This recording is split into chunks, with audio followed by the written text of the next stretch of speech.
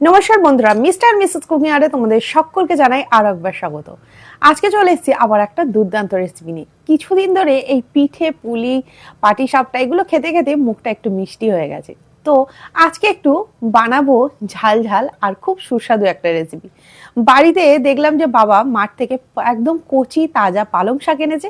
সেই পালং শাক দিয়ে আজকে দুর্দান্ত একটা রেসিপি। আর এই পালং শাক দিয়ে যে রেসিপিটা বানাবো সেটার জন্য কোনো রকম বাইরের কোনো কিছু লাগবে না, কোনো ঝামেলা ছাড়াই ঘরোয়া কিছু উপকরণ দিয়ে বাড়িতে সহজ পদ্ধতিতে বানিয়ে ফেলতে পারবে পালং কোপ্তা কারি। এই পালং কোপ্তা কারি বানানোর জন্য তোমাদের কিন্তু কোনো রকম ঝামেলা লাগবে না বা কোনো রকম বাইরের কোনো কোনো উপকরণ লাগবে না। ঘরে থাকা মাত্র কিছু উপকরণ দিয়েই বানিয়ে ফেলতে পারবে আজকের এই রেসিপি। চলো দেখে নেওয়া যাক আজকের এই রেসিপি। যারা নতুন বন্ধু আছো এখনো পর্যন্ত আমার চ্যানেলটাকে সাবস্ক্রাইব করনি, তাড়াতাড়ি সাবস্ক্রাইব করে নাও আর পাশে থাকা বেল আইকনটা ক্লিক করতে একদম ভুলো না, যাতে আরো নতুন নতুন রেসিপি ছাড়লে সবার কাছে তোমাদের কাছে নোটিফিকেশন পৌঁছে যায়। চলো দেখে নেওয়া যাক আজকের এই রেসিপি। রেসিপির জন্য এখানে আমরা নতুন আলু নিয়েছি, ভালো করে ধুয়ে পরিষ্কার করে কড়াইয়ের মধ্যে নিয়ে নিচ্ছি জল। আর জলটাকে আমরা নিয়ে এর মধ্যে দিয়ে দিচ্ছি সামান্য পরিমাণে নুন। আলুটাকে সেদ্ধ হতে দেবো। মাঝখান থেকে আলুগুলো একটু চিড়ে দিয়েছি যাতে তাড়াতাড়ি সেদ্ধ হয়ে যায়। আর আলুগুলোকে দেওয়ার পরে এটাকে ঢাকা দিয়ে আমরা আলুটাকে ভালো করে সেদ্ধ করে নেব। তার মধ্যে আমরা নিয়ে নিয়েছি এখানে চীনাবাদাম, ভাজা চীনাবাদাম, গোলমরিচ আর এলাচ। সমস্তটাই ভালো করে আগে একটু গুঁড়ো করে নেব। দেখো এইরকমভাবে গুঁড়ো করে নিয়েছি। এরপরে দেখো এর মধ্যে আলুগুলো সেদ্ধও হয়ে গেছে আর আলুগুলোকে আমরা ভালো করে খোলা ছাড়িয়ে নিয়েছি পালং শাক, ফ্রেশ একদম পালং শাক। আর এই পালং শাকগুলো কিন্তু আমাদের বাড়ির একদম চাষের পালং শাক। দেখো কত ফ্রেশ আর সুন্দর। পালং শাকগুলোকে ভালো করে ধুয়ে নিয়ে আমি গরম জলে সামান্য একটু নুন ফেলে ভাপিয়ে নিচ্ছি। ঠিক 1 মিনিটের মতো গরম জলে একটু ভাপিয়ে নিয়ে পাশেই কিন্তু আগে থাকতে রেডি করে নিয়েছি ঠান্ডা জল। এখন যেহেতু ঠান্ডা আছে তাই জলটা প্রচণ্ড ঠান্ডা ছিল, তাই ঠান্ডা জলের মধ্যে দিয়েছি। তোমরা চাইলে বরফ জলে দিতে পারো। এরপরে ঠান্ডা জলের মধ্যে দেওয়ার পরে এটাকে আমরা জল থেকে ভালো করে একটু হাত দিয়ে জলটাকে চিপে নিয়ে আমরা এটাকে পেস্ট বানিয়ে নেব। নিয়েছি 2টো কাঁচা লঙ্কা, ঝালটা তোমরা যে যেরকমভাবে খাবে। আর নিয়েছি এখানে আদা আর কাঁচা লঙ্কা। পালং শাকটাকে ভালো করে কিন্তু এখানে আমরা পেস্ট বানিয়ে নেব, একদম মিহি একটা সুন্দর পেস্ট। দেখো পেস্টটাকে আমরা রেডি করে নিয়েছি আর কালারটা দেখো কত সুন্দর এসছে। এরপরে যে সেদ্ধ আলুগুলো ছিল সেগুলোকে আমরা এরকম একটু গ্রেটারের সাহায্যে ঠিক আলুগুলোকে এইভাবে গ্রেট করে নেব। আলুগুলো এইভাবে গ্রেট করে নিলে কি হবে, বড় বড় আলুর কোনো অংশটাই বড় বড় অংশ থাকবে না। সম্পূর্ণভাবে কিন্তু আলুটাকে খুব ভালোভাবে এখানে একদম সুন্দর করে ম্যাশ হয়ে যাবে। তাই আমরা আলুগুলোকে এরকম গ্রেটারের সাহায্যে ভালো করে গ্রেট করে নিয়ে এখান থেকে ঠিক অল্প পরিমাণে আলু আমি কিছুটা তুলে রেখে দিয়েছি আর বাদ বাকিটা আমি দিয়ে দিয়েছি নুন আর দিয়ে দিচ্ছি পালং শাক। একদম কুচি করে কাটা পালং শাকগুলোকে অল্প নুন দিয়ে মাখিয়ে রেখে দিয়েছিলাম। পালং শাক থেকে যেটুকু জল বার হয়েছে সেটুকু কিন্তু আমি চিপে নিয়ে পালং শাকটাকে দিয়েছি এখানে 4 চামচ মতো বেসন আর দিয়েছি 1 চামচ মতো চালের গুঁড়িটাকে দেওয়ার পরে এর মধ্যে দিয়ে দিচ্ছি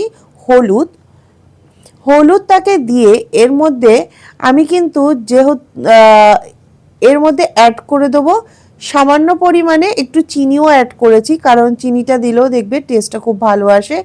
আর দিয়ে দেব যে বাদামের পেস্টটাকে রেডি করেছিলাম, যেহেতু এখানে গোলমরিচ দেওয়া রয়েছে তাই আলাদা করে গোলমরিচের গুঁড়ো দিতে লাগবে না। বাদামের যে পেস্টটাকে রেডি করেছি সেটাকেও কিন্তু এর মধ্যে দিয়ে সম্পূর্ণটাকে খুব ভালো করে মাখিয়ে নিতে হবে। এই মাখানোতে কোনো রকম দেখো জলের ব্যবহার আমাদের লাগবে না, যেহেতু আলুটা একদম নরম তাই কোনো রকম জল লাগবে না। আলুটাকে মাখিয়ে নেওয়ার পরে হাতে একটু ঘি মাখিয়ে নিয়ে আমি এটাকে গোল গোল করে নিচ্ছি। তোমরা যে কোনো শেপেই এখানে বানাতে পারো। আমি দেখো এরকম একটু গোল করে নিচ্ছি, গোল শেপে এটাকে বানিয়ে নিলাম। আর সবগুলো গোল শেপে বানিয়ে নিচ্ছি আর 2 থেকে 3টে আমরা একটু চ্যাপটা করে বানিয়ে নিচ্ছি। তোমরা তোমাদের পছন্দ মতো লম্বা বা গোল শেপে এখানে বানাতে পারো। সমস্তটাই বানানো হয়ে গেছে। এরপরে কড়াইয়ের মধ্যে দিয়ে দেব সাদা তেল। এখানে আমি এই রেসিপিটার জন্য সাদা তেল ব্যবহার করেছি। তেলটাকে দেওয়ার পরে দিয়ে দিচ্ছি এর মধ্যে 1 চামচ পরিমাণে ঘি। এর মধ্যে কিন্তু এই কোপ্তাগুলো ভাজলে দুর্দান্ত একটা স্বাদ টেস্ট আসে। আর এরপরে আমি কোপ্তাগুলোকে ঠিক এইভাবে দিয়ে দিচ্ছি। দেখো 2 থেকে 3টে আমি এরকম একটু চ্যাপ্টা শেপ রেখেছি, আর বাদ বাকিগুলো কিন্তু এরকম গোল শেপে বানিয়ে নিয়েছি। যেহেতু আলুগুলো সেদ্ধ করা, তাই একদম লো আঁচে দিতে হবে না, মিডিয়াম টু হাই আঁচে দিয়েই এটাকে ভালো করে আমরা লালচে করে ভেজে নেব। দেখো এক পিঠ হয়ে যাওয়ার পরেই আমরা এটাকে ঘুরিয়ে দেব। খুব ভালোভাবে রেডি হয়ে যাবে। আর এটা তোমরা চাইলে কিন্তু শুধু চায়ের সাথেও খেতে পারো, সেটাও কিন্তু দুর্দান্ত লাগে। আর এটার গ্রেভিটা বানিয়ে দেখো, অসাধারণ লাগে। এইভাবে এটাকে আমরা এক পিঠ হয়ে যাওয়ার পরে অন্য পিঠটা আবারও এইভাবে উল্টে একদম লালচে ব্রাউন করে রেডি করে নেব। যতক্ষণ না এক পিঠ হচ্ছে একদম ব্রাউন কালার, ঠিক এইরকম কালার, ততক্ষণ আমরা এইভাবে রেডি করে নেব। আর ওপরটা হবে একদম ক্রিস্পি, আর ভেতরটা কিন্তু সুন্দর নরম হবে, দেখবে খেতে অসাধারণ লাগে। এরপরে এটাকে সম্পূর্ণটাকে ভাজা হয়ে গেলে আমরা এটা একটা পাত্রের মধ্যে তুলে নিচ্ছি। একটা পাত্রের মধ্যে তুলে নিয়েছি। বাদ বাকি যে কোপ্তাগুলো, সেগুলোকে আমরা এই তেলের মধ্যে ভালো করে ভেজে নেব। আর এই তেলের সাথে ঘি দেওয়ার কারণটা হচ্ছে, তেলের সাথে ঘি দিলে কোপ্তার টেস্টটা দুর্দান্ত আসে। তাই অবশ্যই কোপ্তা বানানোর সময় এরকম তেলের সাথে তোমরা ঘি দিয়ে এটা ভাজতে পারো, বা পুরোটাও কিন্তু ঘিতে করতে পারো। এরপরে সমস্ত কোপ্তাগুলো দেখো একদম গোল্ডেন কালার করে বানিয়ে নিয়েছি। বানিয়ে নিয়ে আমরা তুলে নিচ্ছি। খুব তাড়াতাড়ি কিন্তু এই ভাজাটা হয়ে যাবে, যেহেতু আলুগুলো সেদ্ধ করা, তাই বেশিক্ষণ টাইম লাগবে না। আর তেলটা যেহেতু গরম হয়ে গেছে, তাই খুব সুন্দরভাবে তাড়াতাড়ি এটা হয়ে যাবে। সমস্ত কোপ্তাগুলো আমরা রেডি করে তুলে নিয়েছি। এই তেলের মধ্যেই আমরা অল্প একটু তেল নিয়ে নিয়েছি, ওই ভাজা তেলটারই অল্প 2 চামচ মতো নিয়ে গোটা গরম মশলা এখানে ফোড়ন দিয়ে দিয়েছি রসুন। আর এখানে আমি এলাচ ব্যবহার করেছি, বড় এলাচ, হাফ বড় এলাচ ব্যবহার করেছি, পুরোটা করো না, তাহলে অতিরিক্ত গন্ধ হয়ে যাবে। রসুনটাকে হালকা ব্রাউন করে, একদম ভালো করে ব্রাউন করে ভেজে নিয়ে দিয়ে দিয়েছি পেঁয়াজ কুচি। পেঁয়াজ কুচিটাকে এখানে দেওয়ার পরে আবারও ভালো করে তেলের সাথে মিশিয়ে নিচ্ছি। এখানে পেঁয়াজটাকেও কিন্তু একদম ব্রাউন করে ভেজে নিতে হবে, তাহলে দেখবে টেস্টটা খুব সুন্দর আসবে। পেঁয়াজটাকেও ভালো করে এখানে আমরা গোল্ডেন একদম ব্রাউন করে ভেজে নিচ্ছি। দেখো পেঁয়াজের একটা সুন্দর কালার চলে এসছে। এরপরে দিয়ে দেবো এর মধ্যে টমেটো। এখানে আমি একটা টমেটোকে ভালো করে কেটে নিয়েছি, সেই টমেটোটা এর মধ্যে দিয়ে দেবো। টমেটোটাকে যতক্ষণ না নরম হচ্ছে, ততক্ষণ আমরা এটাকে একটু টমেটোটাকে একটু নরম হতে দেবো। আর এরপরে এর মধ্যে দিয়ে দিলাম হলুদ। যে যে মশলাগুলো আমরা দেওয়ার, সেগুলো এখন আমরা দিয়ে দেব। দিয়ে দিলাম নুন, দিয়ে দিচ্ছি জিরে গুঁড়ো, দিয়ে দিচ্ছি ধনে গুঁড়ো। অবশ্যই এই মশলাগুলোকে এখন তোমরা অ্যাড করে দিতে পারো। একেবারে কিন্তু এটা আমাদের সম্পূর্ণভাবে টমেটোটার সাথে মশলাগুলো কষানো হয়ে যাবে। সামান্য এর মধ্যে মশলাগুলোকে দেওয়ার পরে এটাকে টমেটোগুলোকে আমরা খুব ভালো করে হতে দেব। আর মশলাগুলো যাতে তলায় ধরে না যায়, তার জন্য কিন্তু তোমরা সামান্য একটু এর মধ্যে জল অ্যাড করে মশলাগুলোকে খুব ভালো করে কষিয়ে নিতে পারো। আমি এর মধ্যে একটু জল অ্যাড করে দিলাম, যাতে মশলাগুলো একদম তলায় লেগে না যায়। আর এইভাবে অল্প একটু জল দিয়ে ভালো করে মশলাগুলোকে আবারও কষিয়ে নেব, যাতে খুব ভালোভাবে তেল ছেড়ে দেয়। টমেটোটাও নরম হয়ে গেছে, দিয়ে দিচ্ছি এর মধ্যে আদাটাকে দিয়ে দেওয়ার পরে দিয়ে দিলাম কাঁচা লঙ্কা। কাঁচা লঙ্কা এখানে আগে যেহেতু বেটে দিয়েছি আর গোলমরিচও ব্যবহার করেছি, তাই ঝালটা যে যেরকম খাবে সেইভাবে কিন্তু এখানে ঝালের পরিমাণটা দেবে। দেখো খুব ভালোভাবে কিন্তু এটাকে আমরা সাইড থেকে তেল ছাড়তে আরম্ভ করে দিয়েছে। খুব ভালোভাবে মশলাটাকে কষিয়ে নিচ্ছি। মশলাটাকে যত ভালো করে তোমরা কষিয়ে নেবে, দেখবে এই কোপ্তাটা খেতে অসাধারণ লাগে। আর এরপরে এর মধ্যে দিয়ে দিচ্ছি একটু কাশ্মীরি রেড চিলি পাউডার। সেটাকে দেওয়ার পরেও আবারও খুব ভালো করে মিশিয়ে দিচ্ছি, কালারটা যাতে আরেকটু সুন্দর আসে। তোমরা পালং শাকের অনেক রেসিপি কিন্তু খেয়েছো, কিন্তু এই কোপ্তাটা অবশ্যই একবার বানিয়ে দেখো, যে কোনো দিনেই তোমরা হাতে একটু যেদিন ছুটি থাকবে সেদিন অবশ্যই এটা বানিয়ে দেখো, অসাধারণ খেতে হয়। আর এর মধ্যে বলেছিলাম আমি প্রথমেই অল্প একটু আলু আমরা এখানে তুলে রেখে দিয়েছিলাম, সেই আলুটা এর মধ্যে দিয়ে দিচ্ছি যাতে গ্রেভিটা একটু ঘন হয় আর খুব সুন্দর একটা টেস্ট আসে।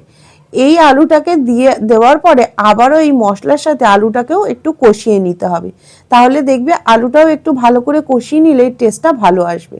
দিয়ে দিয়েছি পালং শাক। পালং শাকটাকে দেওয়ার পরে এটাকে আবারও খুব ভালো করে এই মশলার সাথে মিশিয়ে নিচ্ছি। আর পালং শাকটাকে দেওয়ার পরে এটাকে খুব ভালো করে মিশিয়ে নিচ্ছি। আর পালং শাকের যে বাটিতে, সেই বাটির মধ্যেই আমরা দিয়ে দেবো উষ্ণ গরম জল। উষ্ণ বলতে একদম ফুটন্ত না, এখানে যেরকম আঙ্গুল ডোবানো যায় সেই রকম উষ্ণ গরম জল এর মধ্যে আমরা অ্যাড করছি। দেখো খুব ভালো একটা পালং শাকের খুব সুন্দর কালার এসছে। আর পালং শাকটিকে কিন্তু এরকম 2 থেকে 3 মিনিট এই মশলাটার সাথে ভালো করে একটু কষিয়ে নেবে, তাহলে দেখবে টেস্টটা খুব সুন্দর আসবে। আর এরপরে আমরা এই পালং শাকের যে বাটিটাতে পালং শাক ছিল, সেই বাটিটার মধ্যেই জল নিয়ে এর মধ্যে আমরা একটু উষ্ণ গরম জল অ্যাড করব। সামান্য একটু গরম জল দিয়ে গ্রেভিটাকে আমরা রেডি করে নিচ্ছি। আর দেখো এই গ্রেভিটা কিন্তু খুব সুন্দর একটা কালার চলে এসছে, একদম পালং শাকের সবুজ কালার চলে এসছে। এটাকে সমস্ত মশলার সাথে এই পালং শাকের গ্রেভিটাকে খুব ভালো করে আমরা মিশিয়ে নিচ্ছি। আর যেহেতু এর মধ্যে কোপ্তাগুলো পড়বে, তাই এখন একটু পাতলা যদি রাখো তাহলে দেখবে পরে একদম ঘন হয়ে যাবে, খুব সুন্দর আসবে। এর মধ্যে সামান্য একটু নুন অ্যাড করলাম, কারণ নুনটা একটু কম ছিল তাই একটু অ্যাড করে দিলাম। দেওয়ার পরে এটাকে ভালো করে আবারও মিশিয়ে দিচ্ছি। সম্পূর্ণভাবে মিশিয়ে দেওয়ার পরে এটাকে ঢাকা দিয়ে আমরা একদম হতে দেবো কোপ্তার গ্রেভিটাকে। দেখো ঢাকাটা খুলে আমরা দেখে নিচ্ছি, খুব সুন্দর একটা গন্ধ বার হয়েছে, সাইড থেকে তেল ছেড়ে দিয়েছে। দিয়ে দিচ্ছে সামান্য পরিমাণে চিনি। চিনিটাকে দেওয়ার পরে এখানে কোপ্তাগুলোকে একটু চিনিটাকে দেওয়ার পরে 2-1 মিনিট ফুটিয়ে নিয়ে কোপ্তাগুলোকে দিয়ে দিচ্ছি। এই যে কোপ্তার বলগুলোকে এর মধ্যে আমরা অ্যাড করে দিলাম। আর এর ওপর থেকে আমরা দিয়ে দেব গরম মশলা। গরম মশলাটাকে অবশ্যই এর মধ্যে দিয়ে দেবে। আর গরম মশলা দেওয়ার পরে এটাকে একটু ভালো করে কোপ্তাগুলোকে একটু হালকা হাতে একটু মিশিয়ে নেবে। হালকা হাতে মিশিয়ে নেওয়ার পরে গ্যাসটাকে একদম অফ করে দেবে। অফ করে দিয়ে এটাকে ভাপে রেখে দেবে। দেখো নামিয়ে নিয়েছি। আর নামিয়ে নেওয়ার পরেই এটা কিন্তু একদম শেষ হয়নি, এরপরে রয়েছে আসল টেস্ট বাড়ানোর জন্য দুর্দান্ত উপকরণ। দিয়ে দিয়েছি ঘি আর রসুনটাকে খুব ভালো করে একটুখানি তেলের সাথে একটু ঘিয়ের সাথে ভালো করে রসুনটাকে ফুটিয়ে নিয়ে ব্রাউন করে এর ওপর থেকে কাশ্মীরি একটু রেড চিলি পাউডার দিয়ে ওপর থেকে দিয়ে যে বাদামের গুঁড়োটাকে আমরা প্রথমেই রেডি করেছিলাম, এলাচ বাদামের গুঁড়ো, সেটাকে দিয়ে দিলাম। একদম দুর্দান্ত এই কোপ্তার রেসিপিটা অবশ্যই বাড়িতে একদিন হলেও তোমাদের সকলের কাছে অনুরোধ রইল বানিয়ে দেখো। পালং শাকের এই সিজন থাকতে থাকতে এই কোপ্তার রেসিপিটা যারা এখনো পর্যন্ত খাওনি তারা কিন্তু একদম মিস করবে, তাই অবশ্যই একবার বাড়িতে ট্রাই করে দেখো। তাহলে আমাদের রেডি হয়ে গেছে পালং কোপ্তা কারি। এটা তোমরা ভাত রুটি সকলের সাথে কিন্তু অবশ্যই পরিবেশন করতে পারো।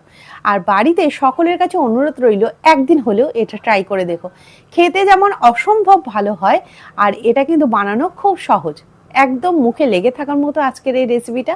চলো আজকের মতো রেসিপি পর্যন্তই। ততক্ষণে তোমরা ভালো থেকো, সুস্থ থাকো। যারা নতুন বন্ধু আছো এখনো পর্যন্ত আমার চ্যানেলটাকে সাবস্ক্রাইব করে নাওনি, তারা অবশ্যই সাবস্ক্রাইব করে নিও। পাশে থাকা বেল আইকনটা ক্লিক করতে একদম ভুলো না। চলো আজকের মতো রেসিপি পর্যন্তই, আবারও দেখা হচ্ছে নতুন কোনো রেসিপি নিয়ে।